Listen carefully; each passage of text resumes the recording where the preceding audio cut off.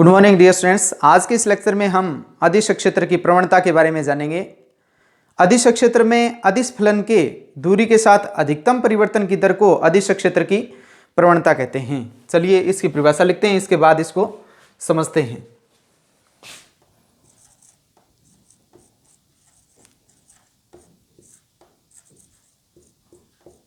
अदिश क्षेत्र की प्रवणता।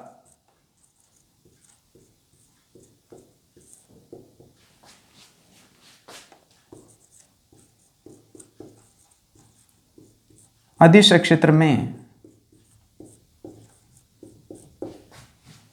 अदिश फलन के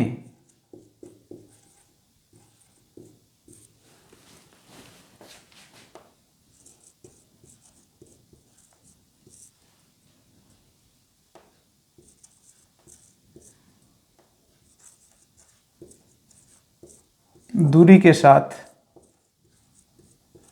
या स्थिति के साथ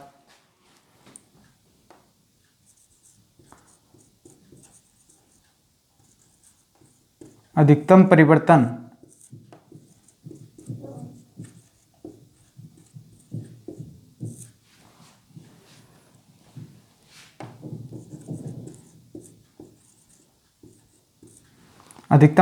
की दर को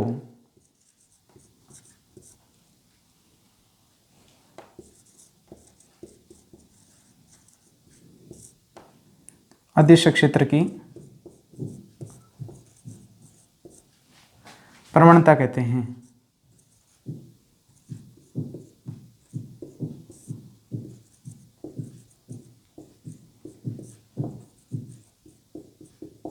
अर्थात अदिश क्षेत्र में अदिश फलन के दूरी के साथ अधिकतम परिवर्तन की दर को अदिश क्षेत्र की प्रवणता कहते हैं।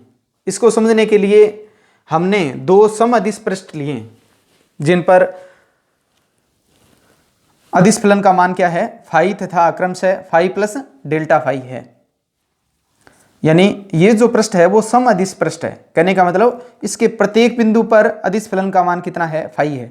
चाहे इस बिंदु पर बात करें, चाहे इस बिंदु पर बात करें, चाहे बिंदु पी पर बात करें, अदिश फलन का मान क्या रहेगा, फाई रहेगा। तथा ये भी क्या है, एक सम अदिश पृष्ठ है।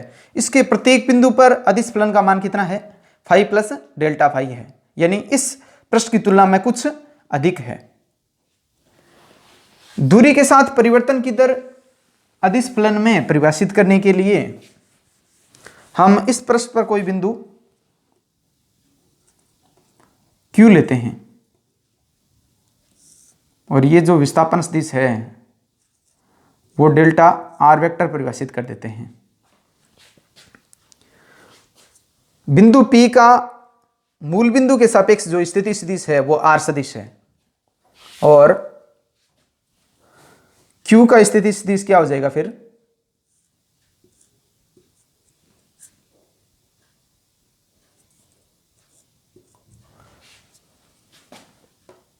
P का स्थिति सदिश क्या है, आर वेक्टर है।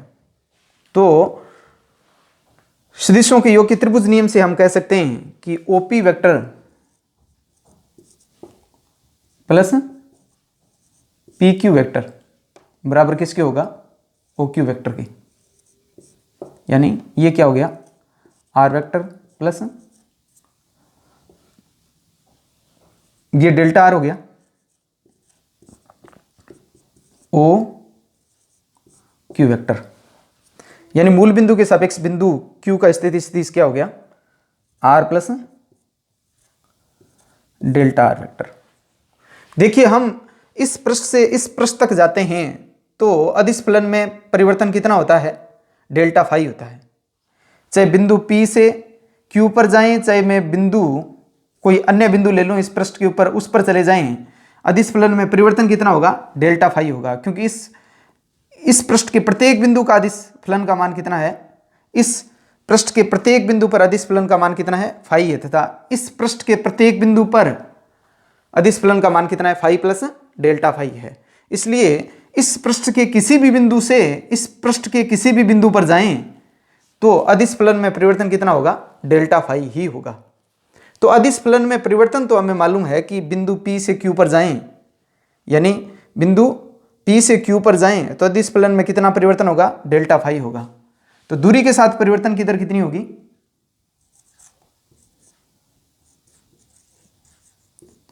अदिश फलन में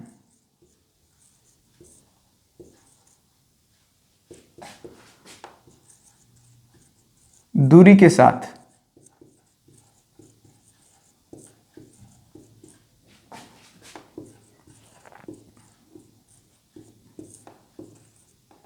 परिवर्तन की दर क्या होगी? डेल्टा फाई अपॉन ये डिस्टेंस कितनी है? डेल्टा आर है। तो दूरी के साथ परिवर्तन की दर कितनी आई? Delta phi upon delta r. क्या हम इसे अदिश क्षेत्र की प्रवणता कह दें? जी नहीं। क्यों नहीं कह सकते? क्योंकि ये दूरी के साथ परिवर्तन की दर तो है, लेकिन ये अधिकतम हो जरूरी नहीं है। हम अदिश फलन में दूरी के साथ अधिकतम परिवर्तन की दर को क्या कहते हैं? अदिश क्षेत्र की प्रवणता कहते हैं। तो इस दर को अधिकतम करने के लिए हम क्या करें? इसके लिए हम बिंदु P से ये जो पृष्ठ है जिस पर अदिश फलन का मान कितना है? फाई प्लस डेल्टा फाई है, इस पर एक लंब खींचते हैं जो कि बिंदु R पर मिलता है। ये वेक्टर आया हमारा डेल्टा n वेक्टर। क्या लिखेंगे इसको? डेल्टा n, क्योंकि नॉर्मल डायरेक्शन में है इसलिए इसको क्या कह दिया? डेल्टा n वेक्टर कह दिया। और इस दिशा में यानी PR दिशा में है एक अभिलंब सदिश हम परिभाषित कर देते हैं n वेक्टर, और इसकी दिशा में एकांक सदिश क्या होगा? n कैप होगा। देखिए डेल्टा R और डेल्टा n क्या है? बहुत ही अल्प विस्थापन है, इसलिए ये जो पथ है RQ पथ है वो क्या है? एक सरलरेखा है। यानी कहने का मतलब PRQ क्या है? एक समकोण त्रिभुज है, क्योंकि हमने P से R पर क्या डाला है? P से इस पृष्ठ पर क्या डाला है? लंब डाला है। इसलिए PR है वो RQ के क्या है? लंबवत है। तो हम क्या कह सकते हैं? समकोण त्रिभुज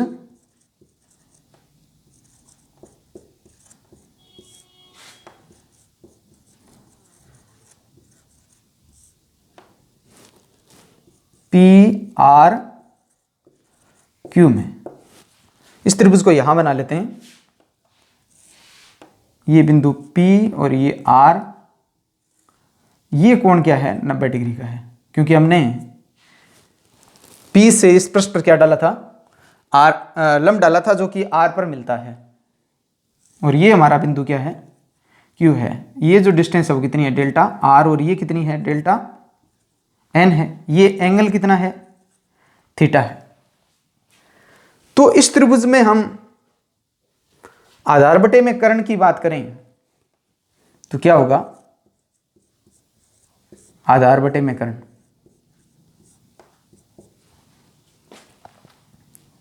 देखिए कोण के सामने वाली भुजा क्या होती है? लंब होती है। तो आधार कौन सी हुई? डेल्टा n अपॉन डेल्टा कर्ण क्या हो गया? R। क्या आया? कोस थीटा, क्योंकि आधार बटे में कर्ण क्या होता है? कोस थीटा होता है। तो डेल्टा R की वैल्यू यहां से कितनी आ जाएगी? डेल्टा n अपॉन क्या आ जाएगा? Cos theta. डेल्टा R की ये वैल्यू यहां रख सकते हैं हम। क्या आएगा?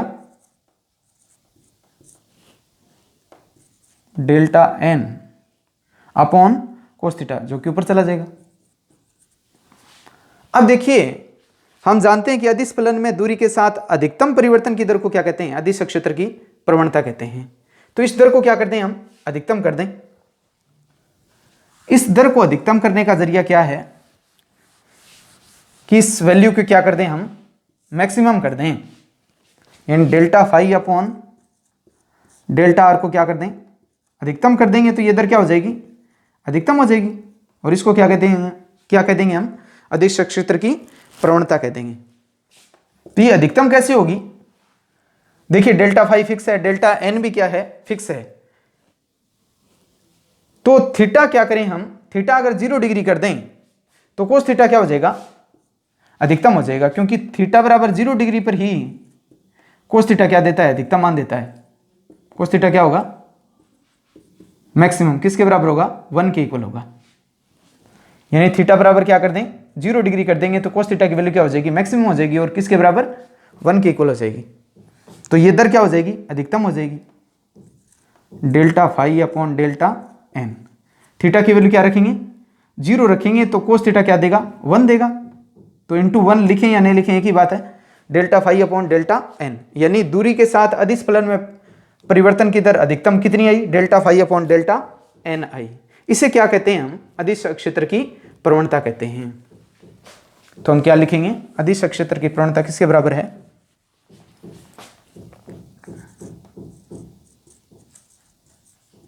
अदिश क्षेत्र की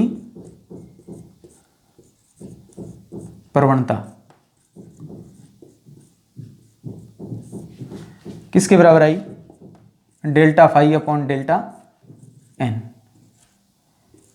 और ये एक सदिश राशि है, अदिश क्षेत्र की प्रवणता क्या है,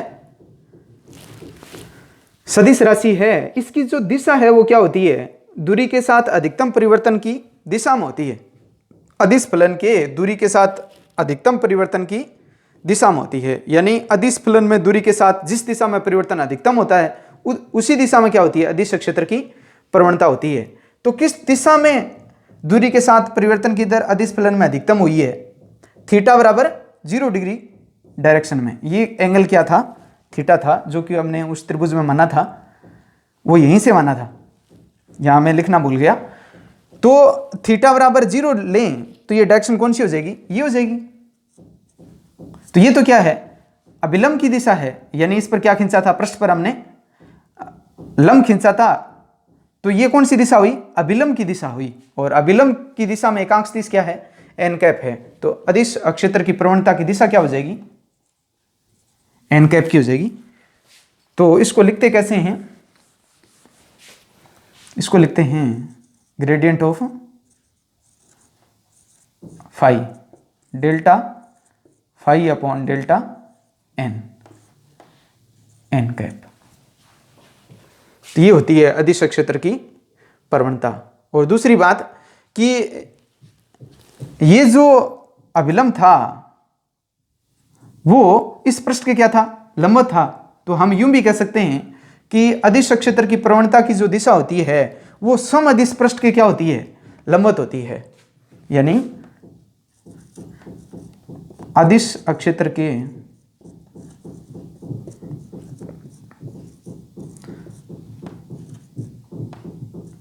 अदिश क्षेत्र की प्रवणता सम अदिश पृष्ठ के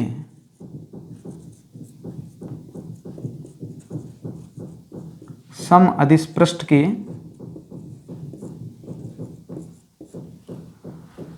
लंबवत होती है।